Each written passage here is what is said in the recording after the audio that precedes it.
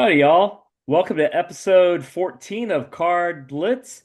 I'm Kelly Reed, your host, with my good buddy, Patrick Marshall. Patrick, how's it going, man? How's it going, boys? Good. Boys and girls. That's Good. right. All those CardBlitz fans, right? That's right. How you guys doing?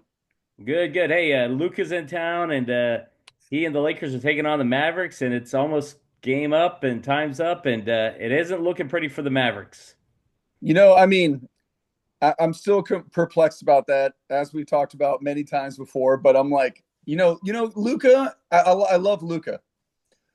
So Dude, wait I till you don't know what see to like say. the tribute video and his reaction. It was, I think it was pretty emotional from what I saw. I think Luca loves Dallas. That guy's never going to forget where he comes from. But he's a competitor. Yeah. It's over. It's done. The love affair is over. I mean, he's gonna try to beat everybody he plays, and I love that about him. Yeah, So he wants to get that championship. So, yeah, I hey, agree. speaking of championships, Monday night was the NCAA men's basketball title game, and your Houston Cougars were in it as well as this team out of Florida, the Gators. Well, yeah, I got to tell you something. Kelvin Sampson is an amazing coach. He trains and he coaches players like they're his family. I Hmm. think like 2 weeks before the tournament, they all stayed at his house or they came over for dinner on Sundays. I mean, he's that kind of guy, and That he family knows atmosphere, right? he knows he didn't have the best team, but he has the players that play the hardest. And it showed beating Duke was amazing, but taking on Florida, I mean, I don't know. They have so many more scores, and there's only so many things that a guy who averages 5 points and 3 rebounds, 4 block shots can do. He can't score, and I think some weaknesses were shown. But I think Houston could have won that game, Hmm. honestly. And I'm disappointed they did not, but I understand. But Kelvin Sampson is a great coach. I have to say that about that University of Houston. Well, speaking of Florida, we got a birthday boy today who was born and raised in Florida, and That's right. that's none other than this man right here, Raheem Mostert. Wow, Kelly, that's pretty cool. I like Yeah. that. Yes, sir. And he's had quite a few stops in his NFL journey, hasn't he? He has. I mean, his 49ers career was it was so and so, but he averaged like 5.2 yards a carry for like 5 years. Went to the Dolphins, had 21 touchdowns in 2023. And little people don't know this, but in college in 2014, before he came out to the NFL, I mean, he ran a 10.15 second 100-meter dash and a 20.65 200-meter dash. And he qualified for the NCAAs, which I think is the next stepping stone to like qualifying for like national level, like Olympic level. I mean, he's a fast dude. Flying, huh? So it was impressive. I mean, I think he scored like 42 touchdowns in a mediocre career. I would not call that too bad. It's pretty The good. fact that the average NFL career is like 3.5 years long, and Yeah. he's closing in on what, like 10 seasons, I think. Yeah. Impressive. And here's the other thing that's fascinating me. He's a Purdue Boilermaker. And I got stumped last week on the Boilermakers. It's And all so I'm coming like, I'm going to together. give some Raheem Gators, Mostart like love. I'm Boilermakers. like, I'm going to coax it. I'm like, he's going to bring it back for me. Good job, Raheem. Yeah. And as I say, he was most recently on the Dolphins, but I think he's now a Raider. He is. And I want to He stump and you. Geno So, Smith and yeah. so they got some things going out west in Las Who was Vegas. the last Purdue Boilermaker that anyone in the NFL will know that made it in the NFL? For me, that would be one Mike Allstott, Tampa Bay Buccaneer great. I was thinking Drew Brees. All Hey, right. okay. I see that, and I go with Mike Allstott, Okay. A Sweet. guy that IPC. I've got a lot of his cards from the late I should have 90s, known that. mid 90s. So that's funny. Awesome, dude. What's going on tonight, Kelly? What do you got Well, going on? I mean, what else? We need to we need to get into a little bit of the news, card news, and that's there's this Logo Man card thing going around. I don't know if you've seen that, but like it's a one of one patch auto, Kobe Bryant and His Airness Michael Jordan. Yeah, is one like a normal patch and one a golden patch, kind of like side by side? Yeah, Okay. yeah, definitely. And price tag, I think, from what I understand from a auction house, I think it's Heritage. They're looking at something like between 12 and like 20 million, somewhere around there. Dude, it's a one of one. It came out when? It came out how long ago? Yeah, a while back. It's got to be like honestly, I don't know, man. I just Yeah. I was so enamored with the patch, I forgot what year it came out. So that's But on I me. saw the I do know picture it's a PSA 6. and the like the photos are here and the autographs are going up, I believe, with the Yeah, logo man patch. Wow, it's a cool card, dude. definitely, It's man. I mean, if you had one card to hide behind your walls in your 100-year-old house, Is that the that, one? that's it. Between the T206 and that one, I'd be like, we'll see what happens, sir. Yeah, if they get more than like 13 million, I think that'll be the most expensive card of all time. I Best of the SGC 9.5 52 mantle. Yeah, I personally don't think it. I mean, I don't know. I'm just an old school vintage guy like you, Kelly. I don't think that it deserves of that. But two legendary players. I mean, it's hard to deny that. Two guys, not just one. Hmm. So Well, hey, let's talk real quick about your man Ovechkin, yeah, I mean, big wow. hockey guy. I think he set a record this at the end of last week, right? Yeah, man. I mean, Or all Sunday, time goals Sunday, with right? 895 goals. Pretty sweet. On Sunday, I believe, right? Sunday Sunday. Fun Day. Yeah, it's been a crazy 4 days, and so it feels like it was last week. It was just 4 days ago on Sunday. Well, think about Ovechkin broke Gretzky's all-time scoring record. We had NCAA March Madness champion on Monday. I mean, it's been a big week. You're The right. women's title on Sunday as well with Correct. UConn, South Carolina, Yeah. and UConn just took them beyond the woodshed. And Yeah, big time. But it was not. Yeah, when I saw the final score, I was like, wow. I'm not a big hockey guy, but I love numbers and I love statistics. So learning that Gretzky scored 894 goals in 1,487 games, Ovechkin did 895 goals in 1,487 games blows my mind. Hmm. That's pretty cool. I mean, that is like legendary status. So Gretzky's the all-time great. Well, the great eight, maybe like this, but Literally a great he's eight. no, he is. We should. I mean, he's like right here.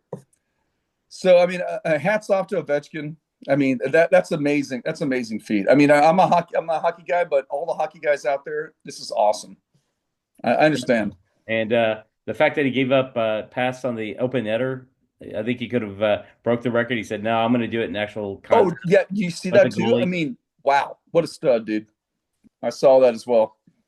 Well, getting back to Mr. Raheem and the Dolphins, for my show and tell this week, as you know, I completed my 72 tops set, all three series. But the first card that got me going on my high numbers was this one here.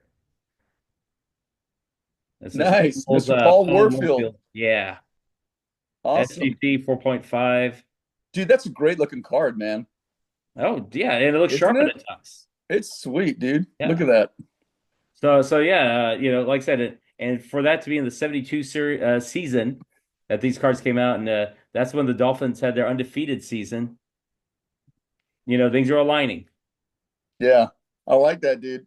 And so my show and tell is okay. So if anyone knows what's going on this week in the world of sports, there's a golf tournament called the Masters that's starting tomorrow, and it is amazing. It is the Super Bowl of the golf world. I think I would totally believe that. People say British Open, oh great, PJ Championship, U.S. Open. I think the Masters is probably our Super Bowl of golf. And my show and tell is this man right here. As a young pup, Mr. Tiger Woods, All right. who defined the world of golf as Kelly and I knew it back in the day. We both worked at Beckett back in 2000, 2001. I mean, come on, Kelly. I mean, Tiger Woods was the man, and I mean, he still is the man. To be honest, I don't think anyone's going to challenge him in majors or championships, but he's not going to catch Jack Nicklaus. But I mean, I think that he signifies golf for our generation, but the next generation's coming up. So the Masters is great. I mean, there's so many really good players. Like Rory McIlroy could take it. Scotty Scheffler, your UT Longhorn grad. Hmm. Um, there's a lot of guys like I think Colin Morikawa for me. I think has a chance to win it this year. Well, we'll see. So It starts what on Thursday? it starts tomorrow, which is awesome. Yeah, I cannot wait for this weekend. It's gonna be a great week. You wake up and golf will be your thing. Yeah, well, we're kicking it off right now tonight. So Sounds good, man. Well, we got a first time event coming up in just a few seconds. We're gonna have our very first ever guest on our show. You ready to do this? let's do it, man. I'm excited. All right. Are you guys excited? Let's go. Yeah, well, definitely. We gotta welcome Steven Glazer as he's connecting, jumping on board. And once he gets going, we'll have this thing rolling with some questions, some answers. And so yeah, I'm excited to have Steven as a part of this, and he's our first. This is pretty Steven, can you cool. hear us? How you doing? Good, good, man. We are so excited to have you on board and pepper you with some questions. And Absolutely. Yes, go ahead. you ready Hey, to rock Steven, how you it? doing, man? How's it going? Good, man. How's it going? Perfectly well. Good. Hey, did you get the final score yet on the Mavs Lakers game? The Mavs lost by like double digits. I think Luke Oh, had 45 points. Luka went off on him. Yeah. Yeah, he took out all his anger. Oh, hey, Wow. he's gonna do his thing. He's Luka, and he's gonna make some magic happen, huh? Oh yeah, yeah, yeah. I know he's pretty awesome. Well, Yeah, see, dude. again, I was gonna say thank you for coming on board. Let me cue you up by just kind of learning more about you and your hobby origin story. Like, did you collect as a kid? How'd you get your start? How long have you been in this hobby? Well, I mean, initially, I think as a kid, I just like we would go to the grocery store and it was like 35 cents for like a pack of cards. It was like maybe 10 to 12 cards, and you would get the bubble gum, which, everybody loved the bubble gum. And, they just throw the wrapper away and, everybody would eat the gum. Sometimes you'd get a good card, but I, back then, you didn't really know. I mean, because it's like, was all, the cards weren't worth as much. And that's really all we had. I mean, starting out. Right? Was this like in the early '80s, late '70s? Oh, late 70s, like 77. Okay, that was kind of your intro year that you remember as a kid was '77. Yes, yeah, that was the first time I collected cards, and you had a little shoe box. Let it kids just Yeah. had these shoe boxes that had like football guys on the shoe box. It was kind of cool. All right, so and were you football, baseball, or just baseball, or Uh, Back then, I think the first cards I probably had were football. Baseball was kind of the bigger sport, I thought back then. And I didn't really have that. I didn't really have baseball starting out. Yeah, not until the junk wax era. Yeah. hey, my intro to card collecting, as I had mentioned in past episodes, is 1977 Star Wars cards. Oh That's wow, what got me going. So, nice. and I That's cool. transitioned from that to like 1978 with baseball and football cards, and so that's when I got into the sports side. But for me, yeah, I remember going to the grocery store and yeah, getting those wax packs, getting the gum, and for me, looking at them Star Wars cards, man, like where's Darth Vader, where's Princess Leia, where's Luke Skywalker, where's the fight scene, and Oh that wow, for me that's was my cool. youth, an intro. Yeah, that's so cool. Those are cool cards. Yeah, yeah, I'm two stickers away from getting completing the whole thing, It has just some Oh finishing personal the wow, basic interest. run. So I'm Yeah. excited. I'm working on it. that's awesome. Yes, sir. Hey, Stephen, let me ask you this. So, do you still collect today? And if so, Yes, what my are you son and into? I, we we'd been open by some product once in a while, like when he was probably like 8, and then we would just buy like maybe a box of basketball or football. But yeah, over the years that we probably once in a while we would buy a product, open it, and then during COVID, like he I guess he talked to some kids at school and they were talking about sports cards. And I guess, I didn't even know they had apps. People could look up the price of a card, because back when we were kids, it was just the Beckett guide that I remember.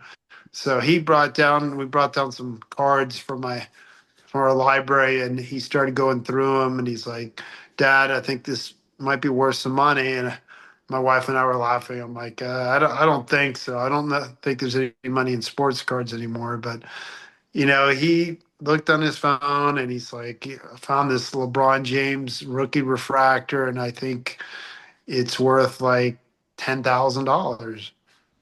And I was like, there's no way. Wow. I'm like, it's just sitting in a box. It's not even in a sleeve. And he's like, yeah, we should send this off for grading. So sent it off, and it got like an 8, which I guess was a decent grade. And went to decided to go to a show in Dallas. The first one was like October, I think, 2020.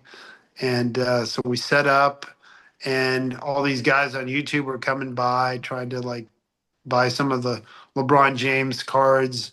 And so we sold that, and it was pretty good. I mean, made like 15K on some of his cards. And that year, his rookie year, there was some other guys in there, but there was some guys with the cash machines, and they had like, I don't know, they had like 5 or 6 cash machines. They were just printing out money.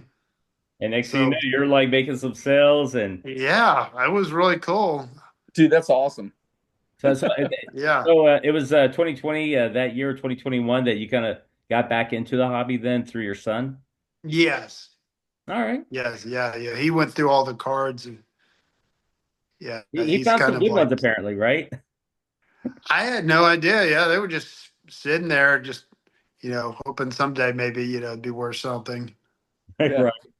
Well, hey, I don't want to hog all the airtime with questions. So, Patrick, do you have anything you want to ask Steven? Yeah, Steve. Hey, man, how you doing? Oh, That's good. great. That's awesome. I like to hear Yeah. that kind of stuff. That's pretty fun. It's fun too. Father and son. It's always fun, I, having. I've got two boys. I've got triplets actually that turn Oh, 9 wow. tomorrow. I've Oh got two my boys and a God. girl, and I've got one Pokemon head. He'll never change from Pokemon, I don't think. But Oh, I've wow. got one that I can caress into baseball and football, I think. Wow. No, Maybe basketball. We'll see. Pokemon's cool too. I mean, I don't know much about it, but yeah, they seem to do pretty well. Well, it's I think it's the whole idea of like that desire and that love that you had and I had when I was younger, and like going, okay, this is cool. This is important to me. I'll take care of them.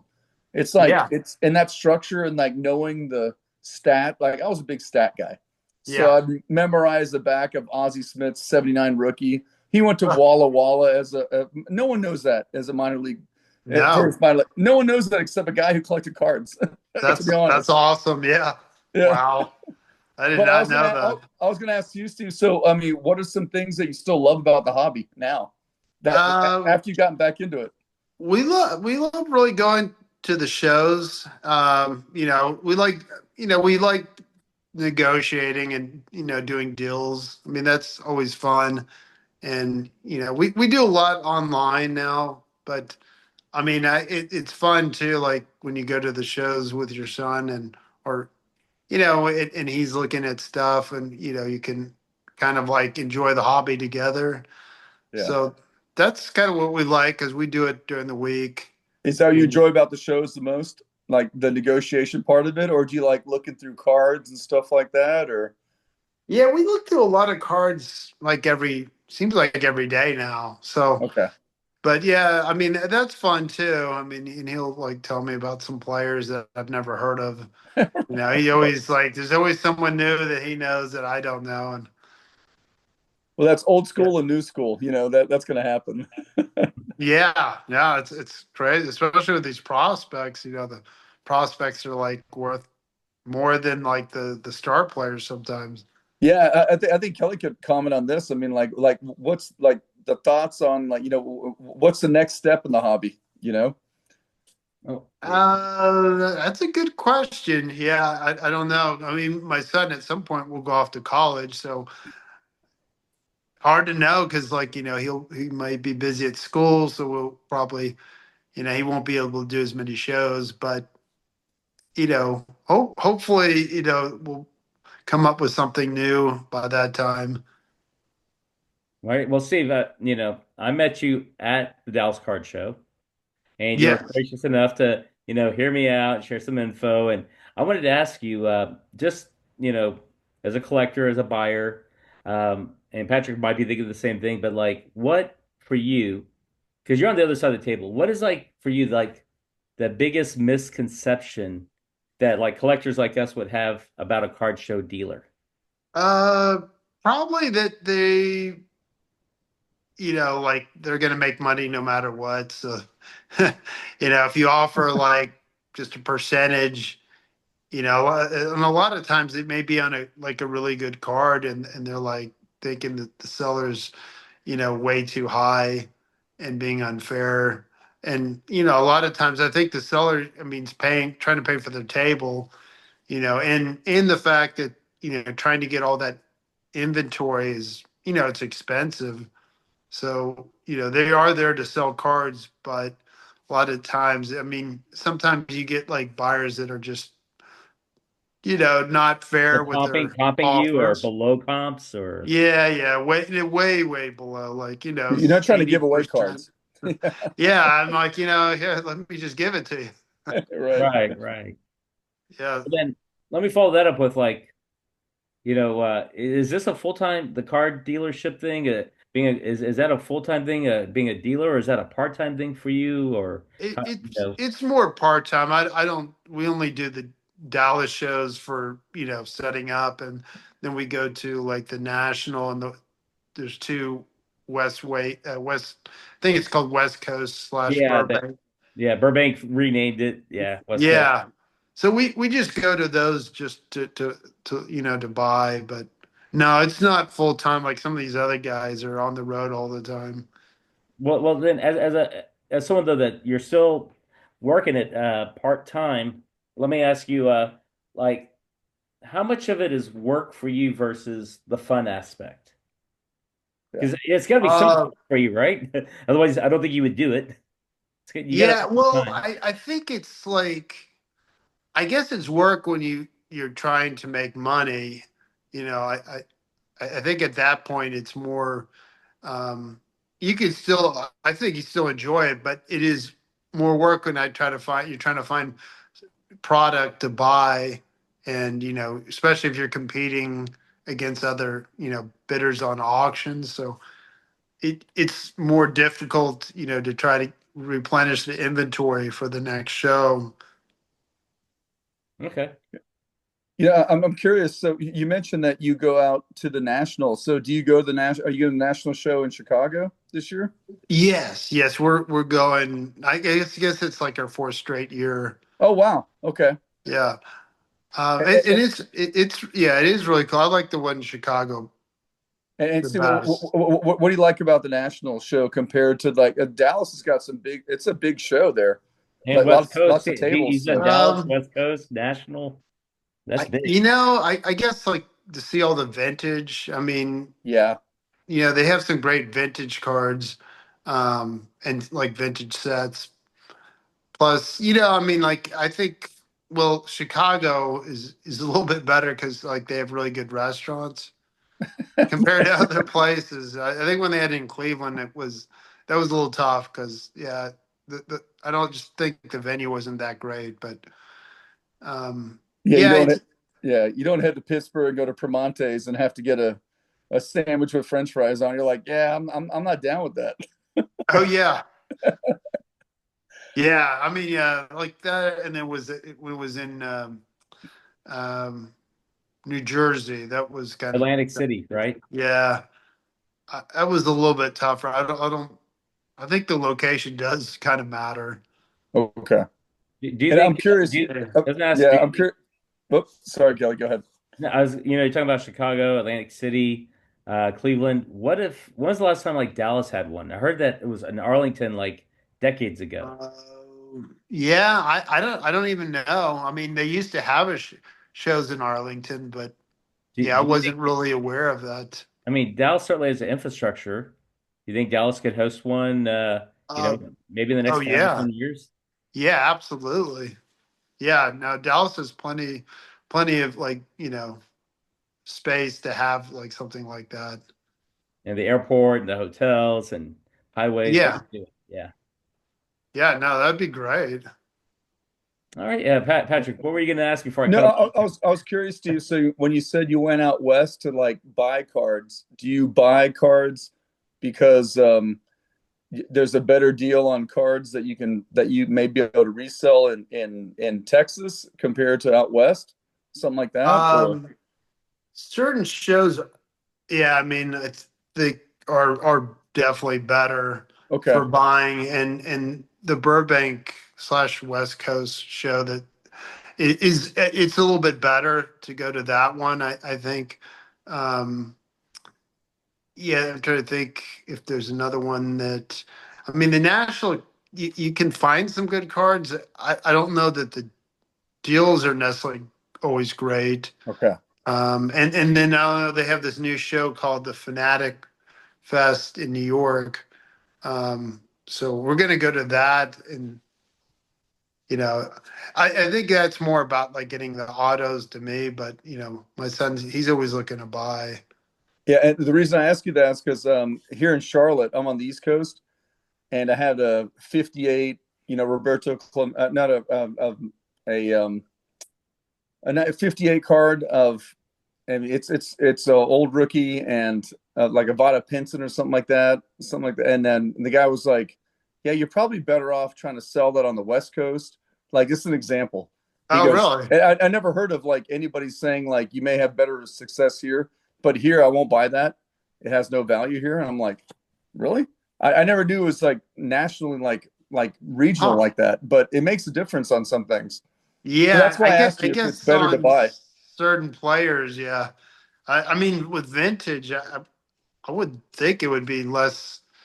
I mean, unless it was like the player for that city, Right. Well, but that's yeah. Okay. but yeah, 50, I mean, if it's like a famous player, I would think it would still sell pretty well anywhere. Okay. Hopefully, I mean, Yeah, I was surprised to hear that. I go, yeah, that may be better. Like, Sandy Koufax may be better on the West Coast. I'm like, it's Sandy Koufax. You know, yeah, it's it's yeah, uh it's yeah. a Sandy Koufax. It's a graded. It's like a 6.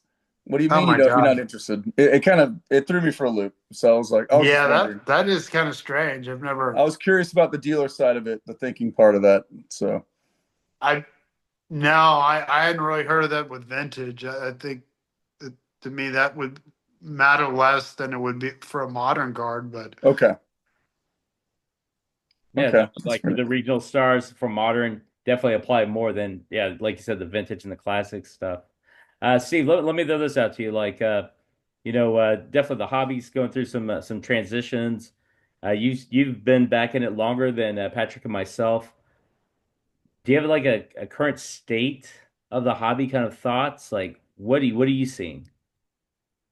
well, I think that the prices. Well, I mean, there were a couple of years where it was kind of off and on. So I think because people were kind of scared to spend money, I just personally think that that was more of the economy than. I mean, cards well during the first part of before COVID, I guess prices were pretty high. I think on pretty much every sport, and then they came down quite a bit, and they just kept coming down, and then finally, I think in the last 6 months or so, it seems like they've kind of steadied and came back up a little bit. Okay. So it was a little bit of a slump, but I think also, I mean, I don't know if it's just that people bought all these expensive cards, and then there's probably nowhere for it to go but go back down a little bit and stabilize. And I think now some of those cards, a lot of the cards are coming back up, and Right. Well, especially with the new products, I think that's helping, especially like Bowman Chrome, all the baseball products for sure, and football. I understand. I hear you. Um, as we're starting to kind of wrap things up, Patrick, do you have any other quick questions you wanted to ask Steve before we move on? I've got something that's kind of totally off the wall, and Steve seems like our kind of guy. But Okay. Steve, like, what's your favorite movie of all time and why? Uh, Heaven Can Wait with Warren Beatty. If you've ever seen it, I've seen it. Yeah, yeah. I mean, it's definitely a different type of movie. You've seen it, right? yeah, it's Yeah, interesting. Yeah, Okay. that's it was a cool. cable classic growing up, right? Yeah, yeah. What was my dad wanted me to watch it, and I mean, yeah, it's my favorite movie. That's Awesome, cool, man. man. Has your Uh, son seen it? Have your son seen it? Oh yeah, he's seen it many times. Okay, cool. well, Steve, let me ask you this. Where do you go for like your hobby podcast or YouTube channels that you follow or watch? Like, what are you into so that perhaps our viewers, the CardBlitz viewers, maybe they can learn something from you on what you like to watch or listen to? Uh, it's more my son now. He watches like Roth cards. He said something was something else called. It was called the sports. What do you say? Sports card. I don't remember what it was called. Oh, the sports card CEO. That's a new one. I've not heard of that one, so I got to check that one out Cool. too. Yeah, I don't think I necessarily watch any shows. I mean, I'll watch some videos from time to time, but yeah. What about you guys? What do you guys watch? I mean, for me, like I like watching Golden Age or listening to it. Golden Age with Mike Moynihan. That's always good. My buddies over at Stream of Card Consciousness. They're on YouTube. They're real good guys. Yeah, Uh, watch some of and that. Dr. Beckett, he has one that's out almost like 3 times a week. Oh wow. Yeah, Yeah. so Oh, not definitely cool. there's some good shows out there. The Golden Touch was one, but that's not really. I mean, that's just the TV show. I hear you. Um, if folks want to reach out to you, Steve, are you an Instagram kind of guy? Or are you uh, Um, website? yeah, I don't know. we're on Instagram, yeah, Facebook, yeah, because I do a fair amount of deals on Facebook and some on Okay. Instagram as well. So If yeah, we yeah, find we're you on always on Instagram, there. can you throw out your handle? Oh, it's the HS Sports Card. Okay. Look at that modeling The for H and screen S, captures. yeah, yeah, but Nice. HS, it's HS Sports Cards. Oh, HS. Okay. Well, Now, definitely, man. Well, we're gonna have to give you a like and a follow and subscribe to your Instagram as well. Then. Oh, thank you. No, that'd be great. yeah. Do you like vintage more than newer cards, or like what? I mean, I know your Um, passion's probably more vintage, but if your son gets involved, does he help you level? Does he it, level you out a little bit? it has grown on me. I mean, I think there's some risk, but and it's the only thing is because like you just don't know today because I think a lot of the players, the position players, are free swingers. So that's a little bit scary because you don't know. Like, I mean, from year to year, there's more inconsistency to me than the old ball players Yeah. were kind of expected. Wade Boggs and Tony Gwynn. You knew what you were going to get out of those guys, but you don't really have guys doing that every year. I mean, there's a Yeah, few guys, but they don't put the same kind of numbers up, I think, as some of the older guys. Yeah. interesting. Yeah. I'd agree. I'd agree. I'm a big Gwyn guy, so that's good. Yeah. Gwen, Yeah, yeah, Gwen was awesome. he's a Yeah. classic. And Kirby Puckett. No one ever talks about Kirby Puckett anymore. What's going on here? Oh, yeah, World Kirby, Series Kirby titles Puckett. and Yeah, he died young. Yeah. Mhm. He was an amazing player, though.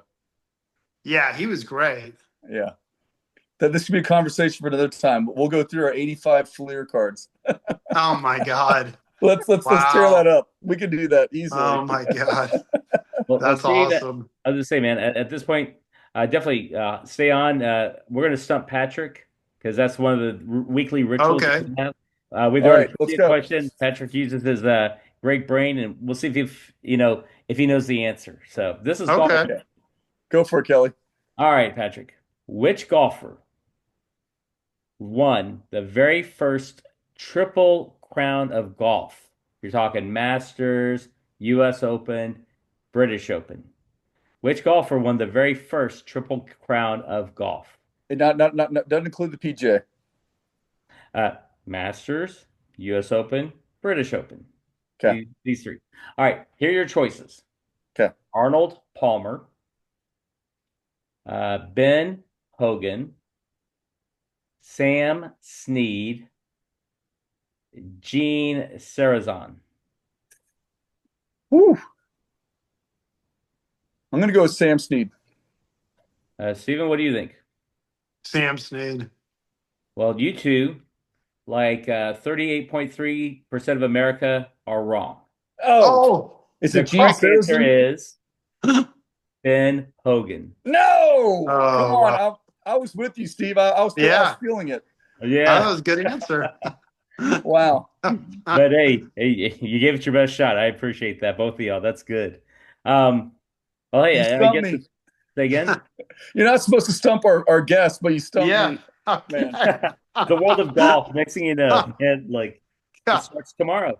Before you Wow. even know it, man, it'll be here.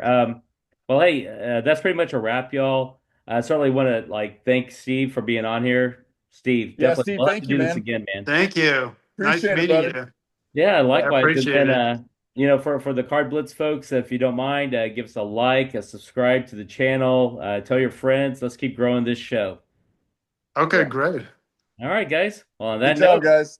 we are Thank Thank you. out of you. here. Bye. All right.